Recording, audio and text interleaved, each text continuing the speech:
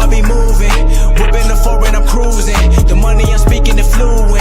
All of my business booming. Stacking my cash in abundance. All of my family funded.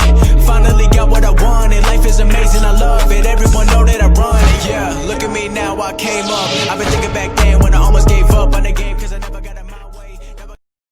Yo les postos, c'est Sacha, bienvenue dans cette nouvelle vidéo Mercato et Actu Foot. Thiago Silva, Choupo-Moting et Sergio Rico prolongent jusqu'à la fin de saison. C'était attendu puisque les contrats se terminaient le 30 juin. Thiago Silva, Choupo-Moting et Sergio Rico ont prolongé. Ils sont tous liés au Paris Saint-Germain jusqu'au terme des compétitions officielles de la saison.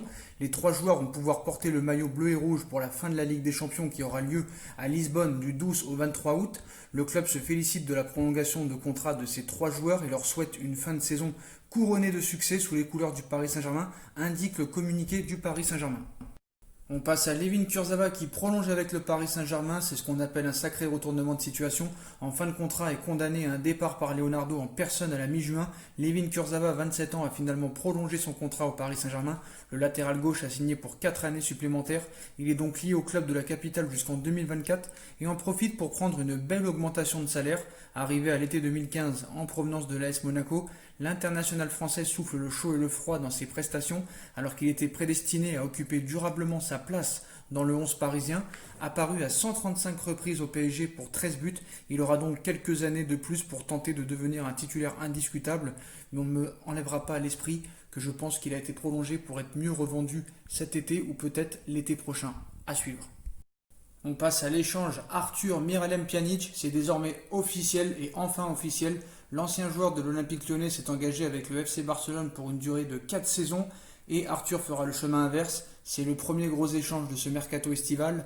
Crise économique et sanitaire oblige, les clubs vont procéder à ce type d'opération plus régulièrement, de quoi se renforcer astucieusement, mais aussi une technique pour maquiller les comptes avec des vrais numéros d'équilibristes. C'est le cas ici puisque la vente d'Arthur qui sera comptabilisée dans l'exercice financier actuel, le Barça terminera la saison dans le vert alors que l'achat de Miralem Pjanic comptera lui pour le prochain. Le champion en titre de Liga à 2 points du Real Madrid dans la course au titre cette saison a ainsi officialisé l'arrivée du Bosnien via un communiqué officiel publié sur son site.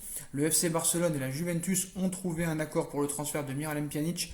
Le coût de l'opération sera de 60 millions d'euros et 5 millions sous forme de variable. Le joueur a paraphé un contrat de 4 ans avec le champion d'Espagne en titre, un milieu Busquets, De Jong, Pjanic. Officiellement, Miralem Pjanic a coûté 65 millions d'euros au FC Barcelone, alors qu'Arthur est parti à Turin pour 82 millions d'euros, 70 millions d'euros fixes, plus 12 sous forme de bonus. Les Catalans gagnent ainsi 17 millions d'euros, même si cette marge risque d'être rapidement dévorée par le salaire du milieu de terrain de 30 ans, qui a en plus signé un contrat d'une durée relativement longue pour un joueur de son âge. Sa clause libératoire est désormais de 400 millions d'euros. Le milieu de terrain vient renforcer un entrejeu en perte de vitesse ces dernières années, avec Ivan Rakitic et Arturo Vidal sur la pente descendante, alors qu'Arthur Melo, joueur qui vient de remplacer, a aussi eu du mal après une première saison prometteuse. Avec Frenkie de Jong, la révélation Riqui Puig et Miralem Pjanic, en plus de Sergio Busquets, Quique Setién ou un autre entraîneur aura peut-être enfin un milieu de terrain de top niveau européen. Mais ça pourrait se faire sans Quique Setién qui devrait partir à la fin de saison. Le FC Barcelone ne devrait pas vivre une fin de saison paisible, tenu en échec sur la pelouse du Celta Vigo 2 buts partout samedi. Les Blaugrana ont laissé le Real Madrid victorieux dans l'antre de l'Espagnol Barcelone dimanche s'échapper seul en tête de la Liga, mais surtout l'entraîneur du club catalan Quique Setién est dans la tourmente ces dernières heures. La presse ibérique assure que le technicien espagnol de 61 ans a été lâché par son vestiaire pour plusieurs raisons, comme le jeu décevant pratiqué par les joueurs. Gaulle en rajoute une couche ce mardi en révélant que l'ancien coach du Betis Séville ne sera déjà plus présent sur le banc du Barça pour l'exercice 2020-2021. Selon le média, la majorité du conseil d'administration des Blaugrana est déjà favorable à son départ. Quique Setién a signé un contrat de 2 ans et demi avec Barcelone en janvier dernier après le limogeage d'Ernesto Valverde.